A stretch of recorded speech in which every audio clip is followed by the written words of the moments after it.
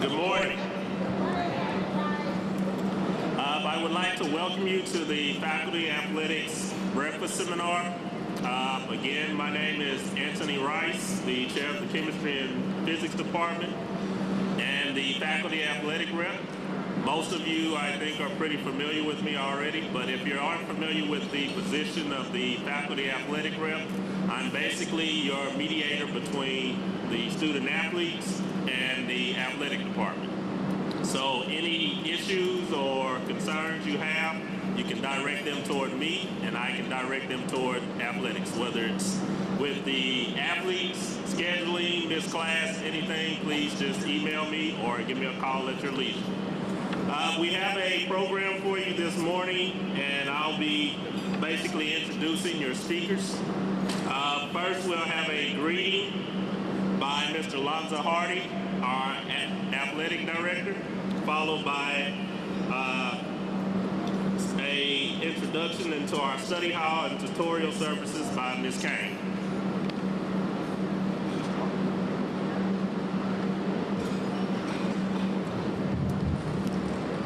Ladies and gentlemen, good morning, and welcome to day 2 of the Faculty Staff Seminar here at the University of Arkansas at Pine Bluff, where we proudly boast the theme, Re-Imaging the Academic Enterprise to Maximize Student Success. As we contemplate that theme, the Department of Athletics is happy to sponsor this breakfast for you, but more importantly, we are delighted to play our role in this re-imaging process. As our student athletes, we serve continue to be pacesetters among their peers in both graduation and retention rates.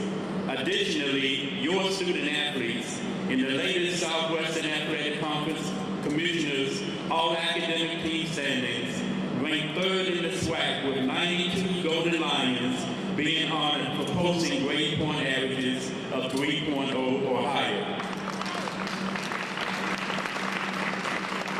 There are more than 160 teams competing throughout the SWAC conference, and one of our teams, the women's tennis team, boasts the highest combined GPA of all of those teams, with a combined team GPA of 3.75. As we compete for championships in the athletics arena, we compete as well to make our student athletes champions in the classroom. This morning, several members of our staff will come forth to enlighten you on our continuing efforts to make UAPB Athletics a program that you can call your home. We thank you for coming out, for giving them your attention, and for your continued support as we move forward in building not just a good athletics program, but the best athletics program that you can envision. Thank you, and thank you for your support.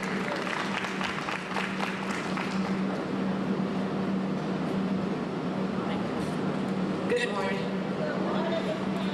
Let me say to you that you really look good today. On the behalf of athletics, we are saying to you that this year we're going to have even a better year. Our study hall is going to start today after Labor Day. Okay?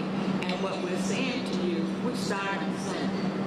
And the reason why we start on Sunday is simply to say one thing to our athletes. They need to be up, ready for the day on Monday.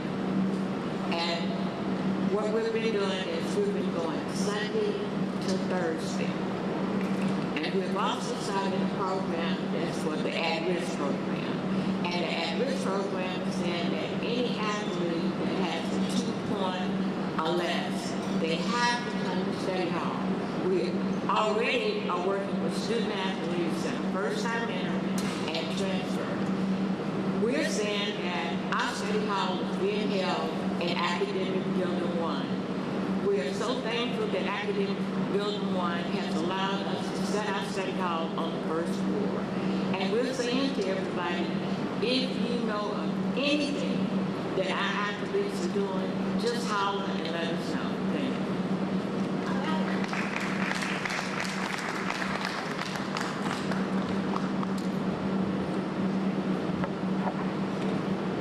you. Next, we'll have Ms. Elise Wells Kilbert, the Associate AD in SWA, coming forward to us to present a new program known as Grades First, followed by Mr. Mara Williams, who will go over some rules compliance, and then Mr. Willie Fulton, the assistant AD, who will cover season ticketing and tailgating. Thank you, Dr. Rice. Good morning. Oh, we can do better than that. This is a fit and bold day. Good morning. All right, UAPB. My name is Elise Wells Kilbert, as Dr. Rice has stated, and I'm excited to talk to you about a new initiative among the conference. The Southwestern Athletic Conference is called Grades First. Last year, because of APR, which has been in the NCAA for over 9 years, we've had some instances where some teams and programs were not able to compete in postseason play. So the SWAC started an initiative called the SWAC APR Task Force, and I am a member of that task force. And what we want to do is try to find programs free to universities that can help monitor our student athletes so that we can help with retention as well as eligibility and graduation. And what we found was that there were several schools using the program Grades First. And we appealed to the conference office to purchase this program for every SWAC member institution, and they did. So now we have it on every single campus as far as being initiated. And what I want to talk to you about on Grades First, this is an overview. When we get ready to implement it at UAPB, we will have smaller class sessions where we will show you how to use the program and how it can benefit and work and be much easier than what we've used in the past. So it's a data integration program. It will interface with our DataTel system. DataTel will pull all the necessary information into the system so that you actually don't have to do anything. Now it's a 3-part system.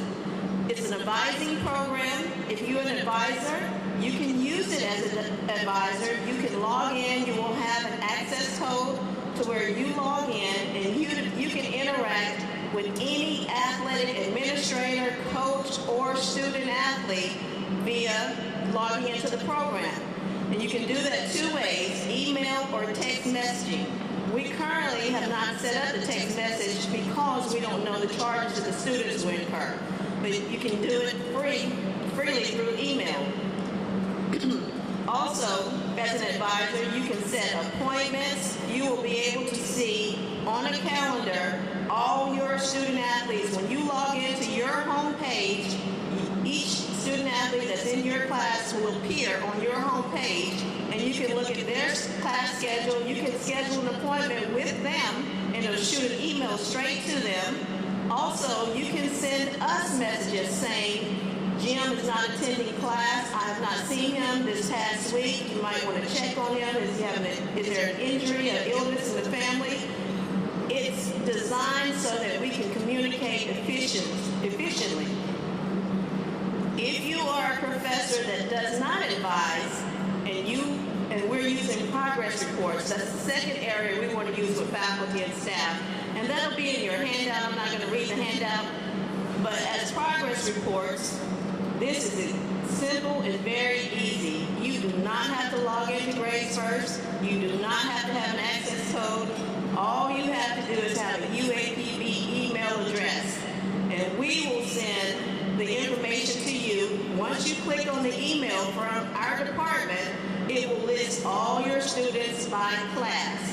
So if you have 5 different classes, every student athlete in those classes will be listed on one page, and then there will be drop-down boxes where you just click in, miss 3 absences, you click on grades, and it'll list A+ all the way down to F.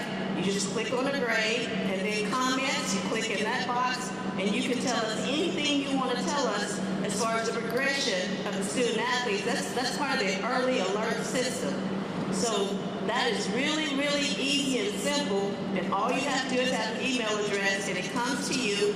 Everything is there for you to just click a button and send it back to us. And that's what Grades First wanted to do, is have early alerts so that we can capture students before midterm before finals. And in grades first, you don't have to get athletics midterms anymore because the system will send it to us. They will also send us final grades. So instead of us bringing you hand copies of progress reports and midterm forms, it will now be all electronic. And that is an easy system that has helped many institutions and helped many student athletes. Thank you.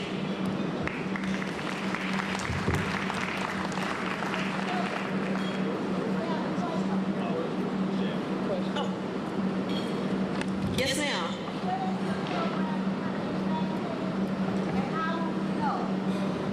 We're in the process of training, on-campus training. We've had one training session last week. We will have another one the week of August the 28th. And as soon as we've trained the personnel in the athletic department, the IT department, and academic department, we will go live. And we're expecting to go live in September. Training went well at the first session. You're welcome. And one thing I forgot to tell you is grades first can also be purchased for the entire campus, so you can capture every student. And being that the performance rate that the University of Arkansas is considering now for all of its institutions, you now can capture any athlete if the university chooses to purchase it for all students, not just athletes, and give early alerts and follow them and retention to help retain them in your classes as well.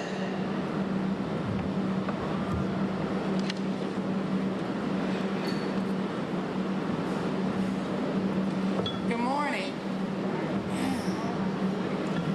My name is Tamara Williams, and I am the compliance director here in athletics at UAPB. Our office consists of two people, Ms. Maxine Vaughn and myself. For the last decade, the NCAA has been going through academic reform. And I have a handout that's being passed around. It's just some information on some new legislation academically and eligibility that will affect all student athletes. For NCAA, we have 2016 new legislation. And for new legislation in 2016, athletics will be stiffening their requirements when they recruit prospective student athletes from high school. Right now, when we recruit student athletes from high school, we deal with 16 academic core units, with 4 being in English, 3 being in math, 2 science, but they must be academic units. Right now, the NCAA for 2016 is changing the core courses, which means that anybody in high school who wants to play athletics will now have to have at least 10 of those core units before their 7th semester. So you can no longer load up in your senior year and become eligible and receive a scholarship to play in athletics. So that's just one of the new things that are coming down for new legislation in 2016. And NCAA this summer, we have Regional Rules Seminar, and at Regional Rules Seminar, the Board of Directors has adopted some new things. Everything revolves around academics, from academic performance program to the increased requirements for 2-year college transfers, as well as increased initial eligibility standards. For the 2-year college transfer, we have new legislation that requires, right now, currently, a junior college student athlete can transfer with a 2.0 minimum GPA. That GPA has now changed as of August 1st. So that student who enrolls in the junior college now, when they transfer to UAPB, they must have a 2.5 GPA minimum. So the GPA has increased significantly from a 2.0 to a 2.5, and that's just one of the minimum requirements that the NCAA has put in place. So now you'll see a different academic student athlete that will be coming in. They'll have to bring in 40%, they'll have to bring in a 2.5, and they must graduate with an associate's degree. So you'll see a lot of different changes coming in. What I've given you in the handout is some new legislation that is effective immediately. Anything that's highlighted in red is basically a new rule that's been effective, that has been implemented. For continuing, on the back of the handout is a memorandum from my office. And what that is what it's called a fulfillment of degree percentage requirement.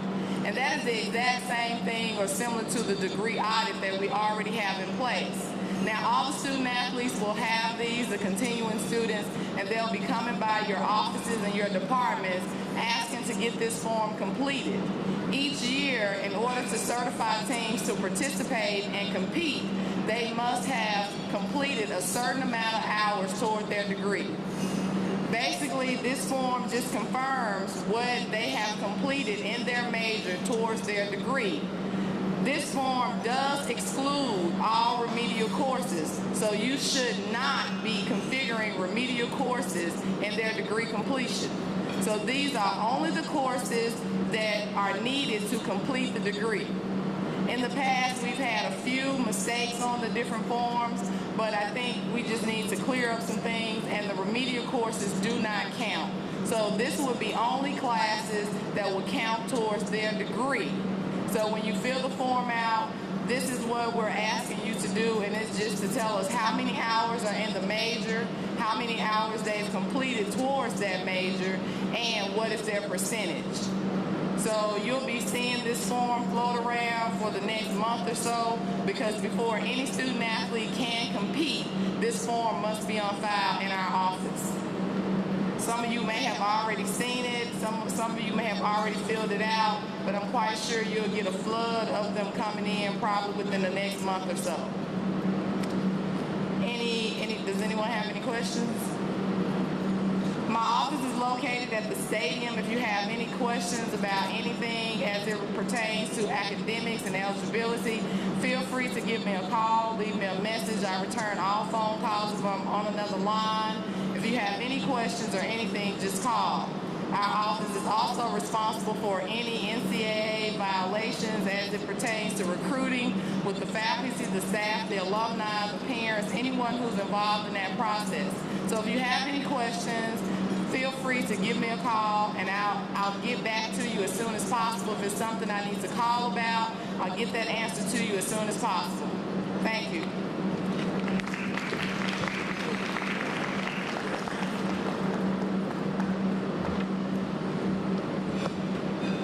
Good morning. My name is Willie Fulton. I'm the Assistant Athletic Director, Business Manager. Did everyone enjoy that wonderful breakfast? Or you enjoyed the breakfast? I'm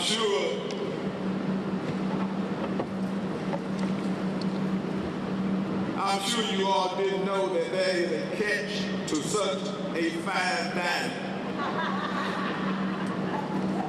I'll show of hands that are season ticket holders. Let me see your hand. Show of hands, season ticket holders. Okay. But those that did not raise their hand or are not a season ticket holder, breakfast will cost you $52. That is the price of our general admission football season ticket. You can please see Mr. Kendall. He's out front here to take your paper. Okay? Essentially, there's not a catch to become a season ticket holder. We are marketing 4 games for a low price of $52 for the season. That's $13 per game. $1 more than a child ticket on game day. A child season ticket is $37 or $9.25 per game. Now tell me, where can you go for such an entertainment, excitement, state-of-the-art facility, outstanding halftime performance by the M4 marching band for $13 per game? Let's look at the savings if you become a season ticket holder. Individual game will cost you $20 per game, $30 for homecoming. That's $80 compared to $52 for a saving of $38 or a 41% saving. You can take that saving and buy a child season ticket for what? $37. We have convenient ways to purchase season tickets, payroll deduction. And did you know that purchasing a $52 season ticket via payroll deduction will cost you only $2.08 per pay period? That's $4.16 a month. We accept cash, all major credit, and debit cards. I would like for everyone to stop by our ticket sale and pick up a payroll deduction slip, season ticket pamphlet, which has the prices of seating for general admission and reserved seating. We also have on sale the Delta Liberty Classic ticket priced at $25 and $35. Tennessee State game ticket priced at $25 and $35. We also have tailgate spot and vendor spot. You can see Cocaine Broad sit there in the back for those prices. In conclusion, the Department of Athletics wants to thank all of our loyal and faithful season ticket holders, supporters, and fans for their continued support. Thank you.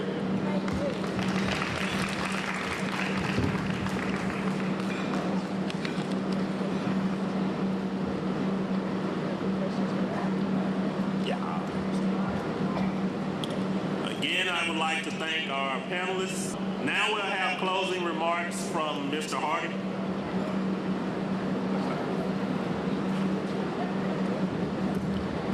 Thank you, Dr. Rice. And as we prepare to close out this program, we do so by using two of the most seldomly used words in the English vocabulary, those whose words being thank you. To our faculty, we want to thank you for working with us on a daily basis. With our student athletes, they have a rigorous schedule of practices and competitions, yet you work with them to make sure that they excel in the classroom despite their rigorous schedule. We always say to our student athletes as well as our staff, there are two kinds of people in the world, those who make excuses and those who find a way. So despite the schedules that they have athletically, they have to find a way to compete and be successful in the classroom anyhow. And we preach that to our student athletes every day. To the groundskeepers, we want to thank you for getting our fields and our arenas prepared. To the other staff members, whatever your particular roles may be at the university, we thank you for everything that you do as we move forward with making this program a championship program, both athletically and academically.